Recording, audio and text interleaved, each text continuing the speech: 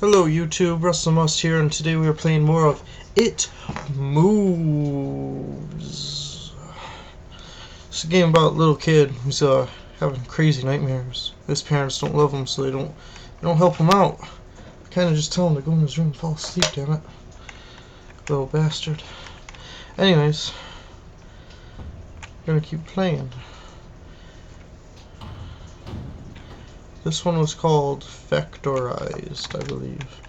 The door is firmly shut.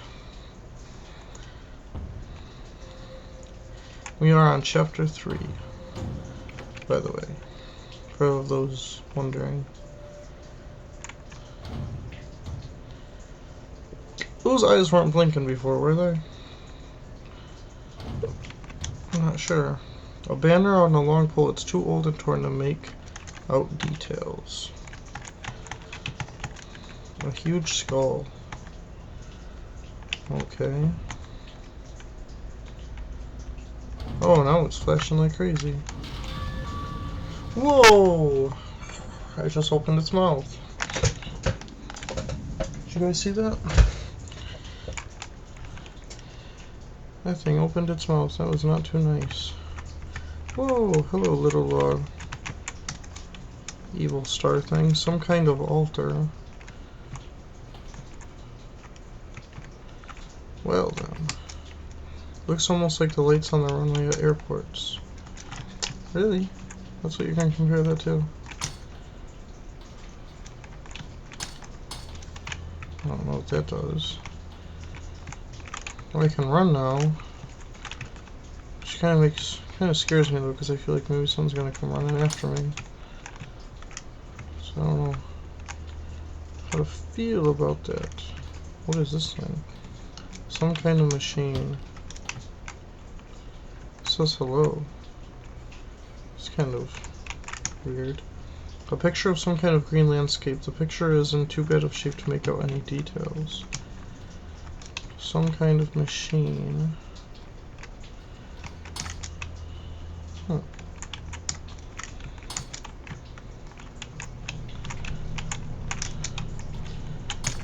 Can't go that way either. What about down here? What is this? What are those? What am I supposed to do with all these cages? A large fan circulating in stuffy air. That noise right there reminds me of Five Nights at Freddy's. That noise. Just played it again. Some kind of machine. What am I supposed to do with this machine? Oh wait, what's this? That did something.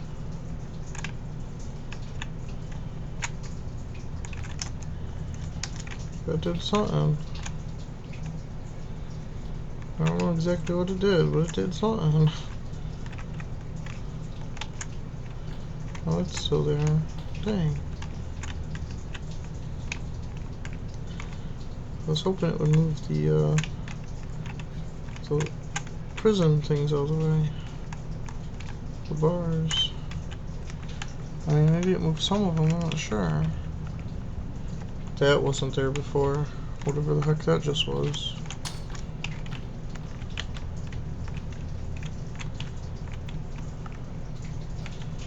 Okay, so this is now. So I activated that switch. Alright, I'm thinking maybe it affected the doors over here. Let's see if that's the case. Yeah, it looks like it. The blood. What's that face? A creepy mask. What the hell?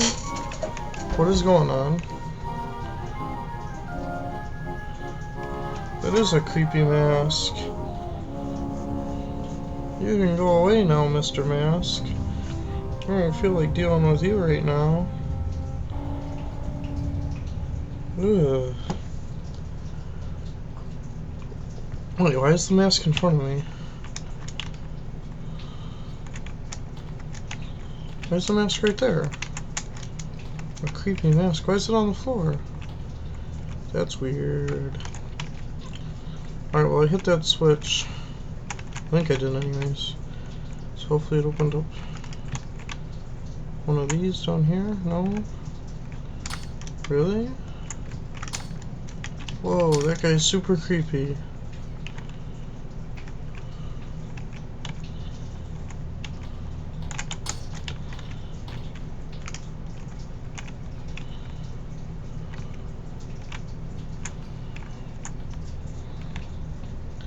Trying to think of other places where I saw those bars. I don't know if I saw any other places though. Did I? Oh, I already hit that switch. That's not letting me switch it again, so.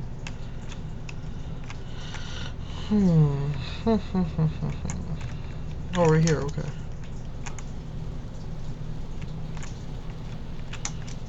There's a red liquid pouring out.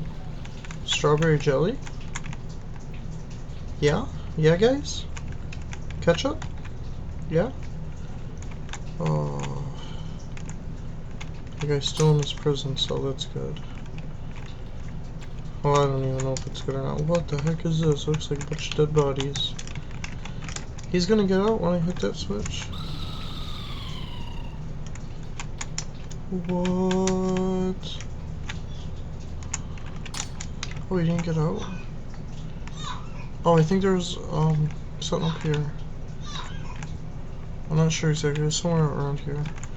There's another switch. Is this it? Okay. And was that the release for the creepy guy? Yep. Alright, and there's the last switch, and I'm not sure what I do now though, because that was the last switch that I saw anyways.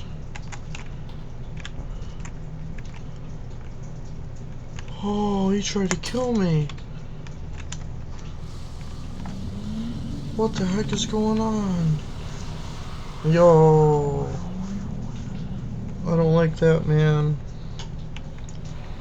I'm not down for this.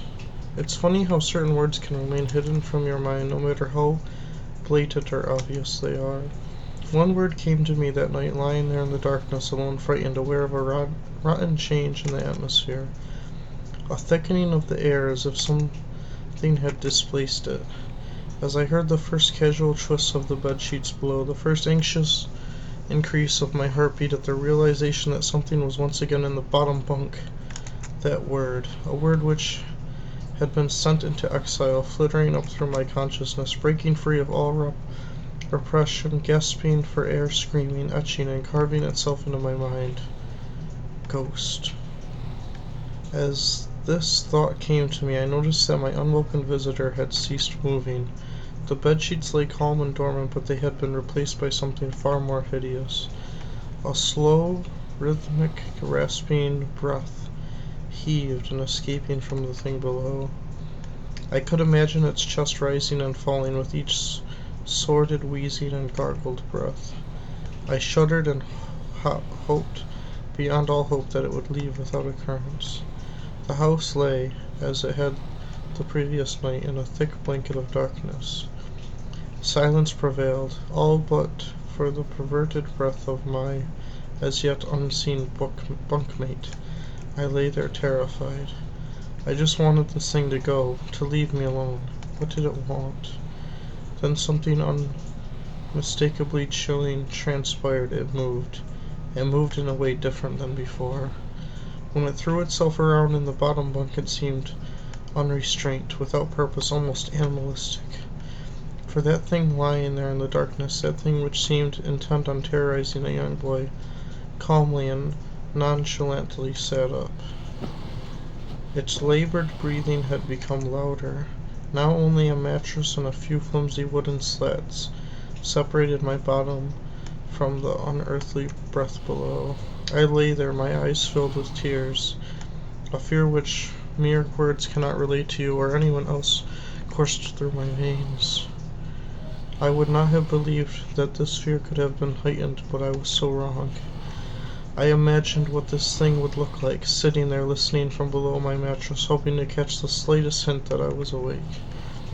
Imagination then turned to an unnerving reality. It began to touch the wooden slats which my mattress sat on.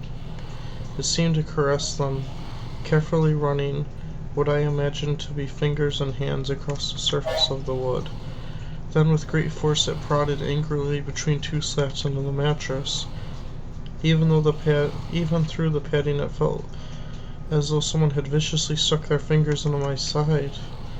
I let out an almost cry, and the wheezing, shaking, and moving thing in the bunk below replied in kind by violently vibrating the bunk as it had done the night before. Small flakes of paint powdered onto my blanket from the wall as the frame of my bed scraped along it backwards and forwards. Once again I was bathed in light, and there stood my mother, loving, caring as she always was, with a comforting hug and calming words which eventually subdued my hysteria. Of course she asked what was wrong, but I could not say. I dared not say. I simply said one word over and over and over again. Nightmare. This is getting freaky, man. This pattern of events continued for weeks, if not months. Night after night I would awaken to the sound of rustling sheets. Each time I would scream so as to not provide this abomination with time to prod and feel for me.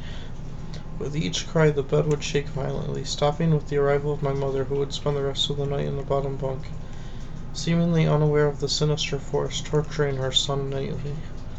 Along the way I managed to feign illness a few times and come up with other less than truthful reasons for sleeping in my parents' bed, but more often than I would be alone for the first few hours of each night in that place. The room where the light from outside did not sit right. Alone with that thing. With time, you can become desensitized to almost anything, no matter how horrific. I had come to realize that, for whatever reason, this thing could not harm me when my mother was present. I am sure the same would have been said for my father, but as loving as he was, waking him from sleep was almost impossible. Waking me, on the other hand, was not trouble at all, thanks to the nightmares. Wow.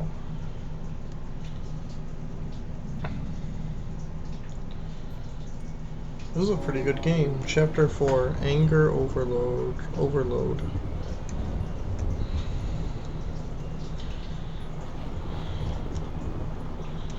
Save, yes. Alright guys, I'm going to end the game here. Thanks so much for watching. Check out my other videos. Have an awesome day, guys. Rustthemust out. Oh look, it's Spooky, guys. Hello, Spooky.